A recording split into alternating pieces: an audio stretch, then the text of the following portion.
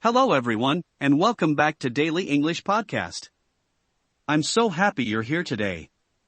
Whether you're listening while walking, working, studying, relaxing, driving, or simply taking a quiet moment for yourself, thank you for choosing to spend this time with me. Today's episode is about something that has changed millions of lives. The power of positive thinking. Now, before you roll your eyes and think this is just another be positive speech, stay with me. Because today isn't about pretending everything is perfect. It's about understanding how the way you think quietly shapes the way you live. Before we begin, I'd love to hear from you. When was the last time a positive thought completely changed your day? Share your experience in the comments below. I genuinely enjoy reading your comments, and many of your stories inspire future episodes. So, let's start with a few questions. What if the biggest thing holding you back isn't your circumstances, but the story you keep telling yourself? What if changing one thought today could completely change your future? What if your brain believes whatever you repeat to it most often? We are going to explore all of these questions today. We will look at why our minds naturally focus on the negative, and how we can slowly, gently retrain them. We'll talk about the difference between real optimism and just hiding from the truth. But later, we'll discover why forcing yourself to be positive all the time can actually make you feel worse. Yes, you heard that right. Trying too hard to be happy can sometimes be the very thing making you unhappy. Have you ever noticed how easy it is to remember an insult, but how quickly you forget a compliment? Imagine you post a photo online. You get 20 wonderful comments. You look great. What a beautiful picture. But then, one person leaves a slightly rude comment. Just one. What happens? You completely forget the 20 nice people, and you spend the rest of the day thinking about that one negative person. You wonder, why did they say that? Is it true? You're certainly not alone in this. It's a universal human experience. And there is a scientific reason for it. Psychologists call it the negativity bias. Thousands of years ago, when early humans were walking through the forest, they had to be constantly worried about danger. If they heard a sound in the bushes, they couldn't think, oh, it's probably just the wind playing beautiful music. They had to think, that's a tiger, and I need to run. The humans who expected the worst survived. The humans who were overly optimistic, well, they didn't survive to pass on their genes. So, your brain is actually built to look for problems. It is designed to keep you safe, not to make you happy. When you find yourself expecting the worst, or focusing on what went wrong today, please don't be too hard on yourself. Your brain is just doing its ancient job. It's trying to protect you. But here is the problem. We don't live in that ancient forest anymore. The tiger today is an email from your boss, a difficult exam, or a disagreement with a friend. Our bodies still react with the same intense stress, even though our lives are not in danger. If this sounds familiar, let me know in the comments. Have you ever lost sleep because you were worrying about a conversation that already happened, or a conversation that might never happen? Let me tell you a story about a man named Mark. Mark is a typical office worker.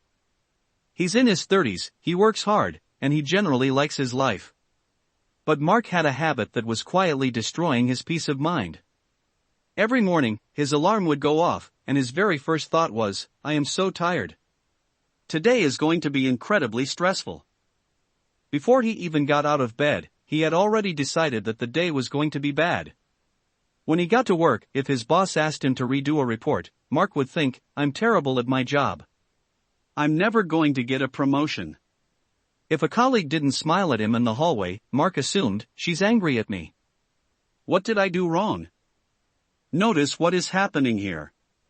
The events themselves, being asked to fix a report, a colleague not smiling, are completely neutral.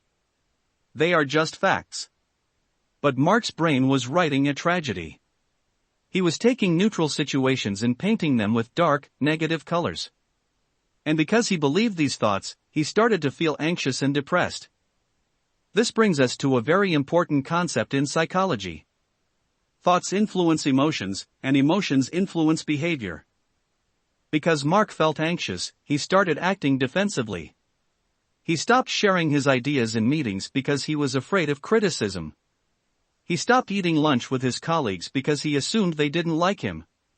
Eventually, his boss noticed that Mark wasn't engaging, and he didn't get the promotion. Mark's negative thoughts actually created the negative reality he was so afraid of. But what if Mark had a different mental filter? Imagine if, when his boss asked him to redo the report, Mark thought, "My boss knows I can do better, and he wants to help me improve." How would he feel? He would feel challenged, maybe a little motivated. He would ask questions. He would learn. Same event. Completely different result. All because of a tiny shift in perspective. Now, I know what some of you might be thinking. But life is hard. Bad things happen. Am I just supposed to smile and pretend everything is fine when I lose my job or get sick? Absolutely not. That brings me to a crucial point. We need to talk about the difference between healthy optimism and toxic positivity. Toxic positivity is the belief that no matter how difficult a situation is, people should maintain a positive mindset. It's when someone loses a loved one, and someone else says, "Just look on the bright side," or "Everything happens for a reason." That isn't helpful. In fact, it's damaging. It tells the person that their pain is wrong. Earlier, I promised to tell you why forcing yourself to be positive can make you feel worse. This is why. When you suppress your true emotions, when you push down sadness, anger, or fear, they don't disappear. They just go into hiding, and they grow stronger. Eventually, they explode as anxiety, burnout, or physical illness. Healthy positive thinking, which we call realistic optimism, is completely different. Optimism is not about denying reality. It is about acknowledging the difficulty, but choosing to focus on your ability to handle it. An optimist doesn't say, "It's raining, but I love the rain, everything is perfect," if they are freezing cold and don't have an umbrella. An optimist says, "It's raining, and I'm getting completely wet, and this is really uncomfortable. But I know I can find a shelter soon, and I will dry off when I get home." Do you see the difference? It acknowledges the pain, but it doesn't lose hope. Let me share a story about a student named Elena. Elena moved to a new country to study at a university. She was learning English, just like many of you. During her first few months, she felt completely overwhelmed. She couldn't understand her professors. She struggled to make friends. Every night, she cried in her small dormitory room. Her natural internal voice was saying, "I made a huge mistake. I'm not smart enough to be here. I will never speak English fluently." These thoughts were heavy. They made her want to quit and go home. But Elena decided to try something. She started writing down her negative thoughts in a notebook. On one side of the page, she wrote, "I can't understand anyone. I am a failure." Then, on the other side of the page, she forced herself to write a more realistic, kinder thought. She didn't write, "My English is perfect and everyone loves me." That would be a lie. Her brain wouldn't believe it. Instead, she wrote, "English is not my first language, so it makes sense that I'm struggling. I am a beginner, and beginners make mistakes. But I am learning one new word every day." It's completely understandable to feel overwhelmed when you are learning something new. Perhaps you felt the same way with your English journey. Maybe you felt embarrassed about making a grammar mistake. I want you to know that you are doing something incredibly difficult, and the fact that you are listening to this right now means you are making progress. Elena started changing the language she used with herself. She stopped saying, "I'm a failure," and started saying, "I'm learning." She stopped saying, "This is impossible," and started saying, "This is hard, but I can do hard things." This small change in her self-talk didn't magically make her English perfect overnight. But it reduced her anxiety. Because she was less anxious, her brain could actually absorb more information. She started speaking up in class, even when she made mistakes. Over time, she made friends, passed her exams, and built a beautiful life in that new country. The language we use with ourselves is the most important conversation we will ever have. Think about your younger self. Imagine a 5-year-old child who is trying to learn how to ride a bicycle. They fall off and scrape their knee. Would you stand over them and shout, "You are so stupid. You'll never learn how to do this. Just give up"? Of course not. You would never speak to a child that way. You would help them up, dust them off, and say, "It's okay, you're just learning. Let's try again."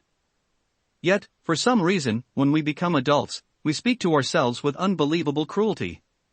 We say things to ourselves in our own minds that we would never say to a friend. Why do we do this? Part of it is our desire for control. We think that by criticizing ourselves, we will motivate ourselves to do better. But psychology shows us the exact opposite is true.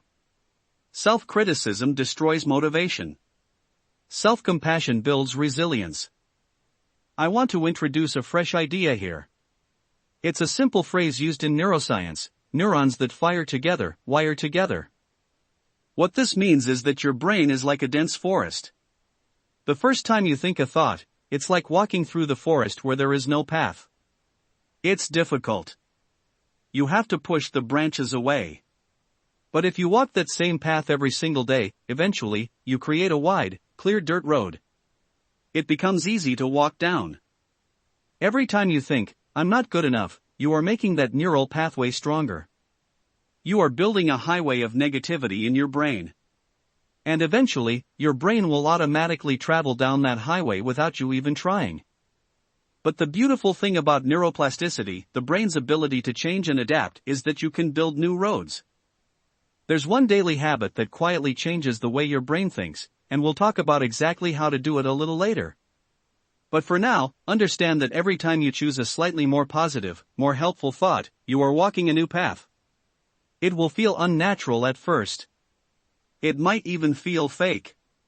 But if you keep walking it, it will become your brain's new default setting. Let's pause for a moment. Take a deep breath. Close your eyes for a moment, if it's safe for you to do so. I want you to imagine waking up tomorrow morning. The sun is coming through your window. You haven't looked at your phone yet. You haven't thought about your to-do list.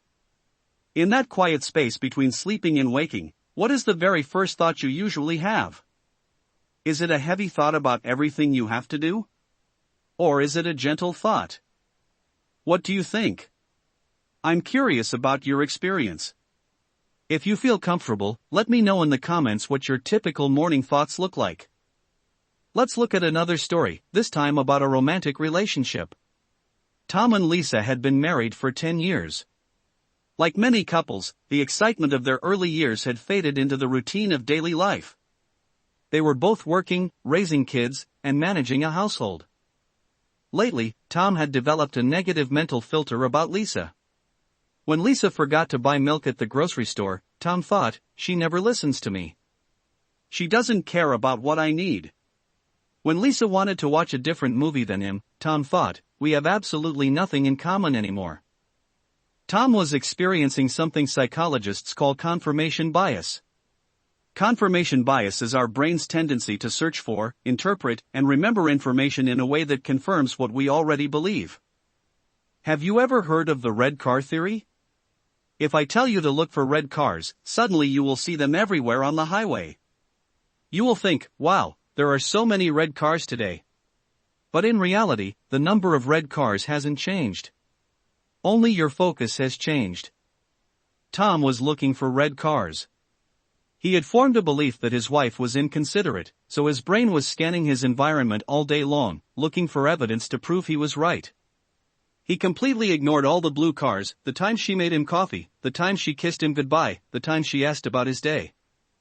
Their marriage was falling apart, not because they didn't love each other, but because Tom was trapped in a cycle of negative assumptions. One day, they went to couples counseling. The therapist gave Tom a simple homework assignment. For 1 week, Tom was not allowed to complain. Instead, every night before bed, he had to write down 3 things Lisa did that day that were helpful or kind. At first, Tom hated the exercise. He sat there with his pen, thinking, "She didn't do anything kind today." But as he forced his brain to look for the good things, something shifted. He started noticing the blue cars. He noticed that she let him sleep in for an extra 20 minutes. He noticed that she folded his laundry. By changing what he was looking for, he changed his entire perception of his marriage. When Lisa forgot the milk the next week, instead of thinking, she doesn't care, he thought, she must be really exhausted from work. I'll go to the store and get it. That is the power of positive thinking in real time. It is not magic. It doesn't fix problems instantly. But it changes your emotional state, which changes your behavior, which ultimately changes your relationships. We often think that success brings happiness. We think, once I get that job, I'll be happy. Once I learn English perfectly, I'll be confident. Once I find the right partner, I'll be positive. But psychology tells us we have the formula backwards. Happiness and a positive mindset actually lead to success. When you have a positive, growth-oriented mindset, you are more creative. Your brain is open to new ideas. You are more willing to take risks, because failure doesn't mean you are broken, it just means you are learning. Let's talk about entrepreneurs for a minute. Let's talk about a man named David. David poured all his money and 3 years of his life into starting a restaurant. It was his dream. But then, an economic downturn hit, his location lost foot traffic, and he had to close the doors. He went bankrupt. Now, how do you think positively about losing everything? If David had slipped into learned helplessness, he would have thought, I am a failure.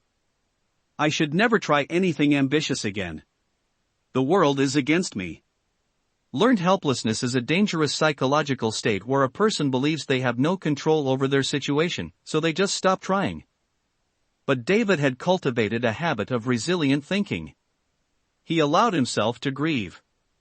He was incredibly sad and angry for a few months. Remember, positive thinking isn't about skipping the sadness. But eventually, he asked himself a powerful question: what did this experience teach me that I can use next time? He realized he had learned how to manage inventory, how to hire staff, and how to design a menu. The restaurant failed, but David did not view himself as a failure. He viewed himself as a more experienced businessman. 3 years later, he started a different business, a food truck, with much lower overhead costs, using all the lessons he learned from his failure. Today, it is wildly successful. The difference between people who give up and people who succeed is rarely a difference in talent or luck. It is almost always a difference in how they interpret failure. Do you view failure as a stop sign, or as a detour? Maybe you've experienced this. Think of a time in your life when you went through something really difficult, but looking back now, you realize it taught you a valuable lesson. If you feel comfortable, please share that in the comments. Your story of overcoming a challenge might be exactly what someone else needs to read today. We are about halfway through our conversation today, and I want to shift our focus slightly. We've talked a lot about what positive thinking is, and why our brains naturally resist it. But how do we actually do it? How do we build this muscle? Because it is a muscle. You don't just wake up one day and decide, I'm going to be a positive person forever. It requires daily practice, just like going to the gym. Earlier, I mentioned that there is one daily habit that quietly changes the way your brain thinks. I want to share that with you now. It is the practice of intentional gratitude. Now, I know gratitude has become a popular buzzword. You see it on coffee mugs and Instagram posts. But I'm not talking about just saying thank you when someone holds the door for you. I'm talking about a deep, psychological rewiring. Let me tell you about Martha. Martha is a retiree.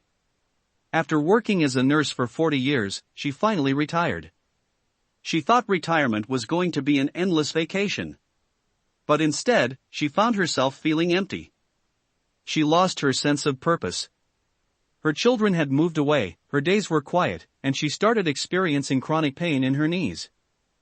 Martha started slipping into a deep depression. Her thoughts became entirely focused on what she had lost: her youth, her career, her busy household. One day, Martha read an article about a psychological study on gratitude. The study asked participants to write down 3 good things that happened each day for 1 week. The results showed that this simple exercise significantly increased happiness and decreased depressive symptoms, and the effects lasted for months. Martha was skeptical, but she was also desperate. So, she bought a cheap notebook. The first night, she struggled. She felt lonely and her knees hurt. What was there to be grateful for? Finally, she wrote. The coffee I had this morning was warm. The sun came out for an hour this afternoon. I have a comfortable bed to sleep in. They were tiny things. But here is the secret of the 3 good things exercise: it's not about the things you write down. It's about what the exercise forces your brain to do during the day. After a few days of doing this, Martha's brain realized, oh, I have to write down 3 things tonight. I'd better start looking for them. Suddenly, her brain was scanning the environment for positive things, instead of negative things. She started noticing the birds singing outside her window. She noticed the friendly smile of the cashier at the grocery store. When her daughter called for 10 minutes, instead of complaining that the call was too short, Martha felt deeply grateful she got to hear her voice. Over a few months, Martha's entire disposition changed. Her chronic pain didn't magically disappear, but it bothered her less because she wasn't focusing on it all day. She started volunteering at a local library, finding a new sense of purpose. This habit, the morning or evening mental filter, is life-changing. If you want to transform your mindset, start tonight. Before you go to sleep, write down 3 specific things that were good today. They don't have to be big. In fact, finding joy in small things builds stronger resilience. Another powerful tool for building a positive mindset is learning to separate your identity from your thoughts. We often think, I am an anxious person or I am a negative person. We attach the feeling to our identity. But in mindfulness psychology, we learn that you are not your thoughts. You are the observer of your thoughts. Imagine you are standing on the side of a busy highway. The cars driving past are your thoughts. Sometimes, a beautiful luxury car drives by a positive thought. I had a great day today. Sometimes, a loud, polluting, broken-down truck drives by a negative thought. I'm a failure. You don't have to run into the street and jump into the dirty truck. You can just stand on the side of the road, watch the truck drive by, and say, oh, there goes a negative thought. You can acknowledge it without letting it take you for a ride. Next time you have a harsh, negative thought about yourself, I want you to try adding 2 words to the beginning of it. The words are, I'm having the thought that. So, instead of saying, I am going to fail this exam, say, I am having the thought that I am going to fail this exam. Instead of, nobody cares about me, say, I am having the thought that nobody cares about me. Do you feel the difference? It creates a tiny bit of distance. It reminds you that the thought is just an event happening in your brain. It is not necessarily the truth. This brings us to a beautiful realization. If our thoughts are not always the truth, we have the power to challenge them. When you catch yourself spiraling into negativity, become a detective in your own mind. Ask yourself 3 questions. Is this thought 100% true? The answer is almost always no. What is the evidence against this thought? Is this thought helping me or hurting me? Let's apply this to a situation many young adults face today: social comparison. Imagine a young woman named Sarah. She's scrolling through social media on a Friday night. She sees pictures of her friends at a beautiful restaurant. She sees another friend announcing a big promotion at work. Sarah is sitting at home, in her pajamas, eating leftover pizza. Her automatic thought is, everyone's life is better than mine. I am falling behind. Let's put that thought on trial. Is it 100% true? No. Social media is a highlight reel. It's a carefully edited presentation of people's best moments. Nobody posts pictures of their arguments, their insecurities, or their unpaid bills. What is the evidence against this thought? Well, Sarah has a job she actually enjoys. She has a loving family. She is healthy. She is saving money by staying home tonight. Is this thought helping her? No, it's making her miserable. Once Sarah realizes this, she can choose a better thought. I'm having the thought that I'm falling behind, but the truth is, I am exactly where I need to be right now on my own journey. And this pizza is actually really good. It sounds simple, but this level of emotional regulation requires practice. It is about taking the steering wheel of your own mind, instead of letting your automatic, primitive brain drive you into the ditch. Picture yourself 5 years from now. I really want you to visualize this. What do you want your life to feel like? Not just what job you want, or how much money you want, but how do you want to feel every day? Do you want to feel peaceful? Confident? Resilient? The only way to reach the future self is by changing the thoughts you are thinking today. Your future is built one thought at a time. If you continue to water the weeds of negativity, doubt, and self-hatred, your garden in 5 years will be overgrown with thorns. But if you start watering the seeds of hope, gratitude, and self-compassion, you will build a beautiful, peaceful place to live inside your own mind. I know some days are incredibly hard. There are days when being positive feels impossible. When you get bad news, when someone you love is hurting, when you feel totally exhausted. On those days, I want you to remember this: you don't have to be overwhelmingly positive. On the darkest days, just aiming for neutral is a massive victory. If you can't say, "I love my life," just try to say, "I am breathing, and I will get through this day."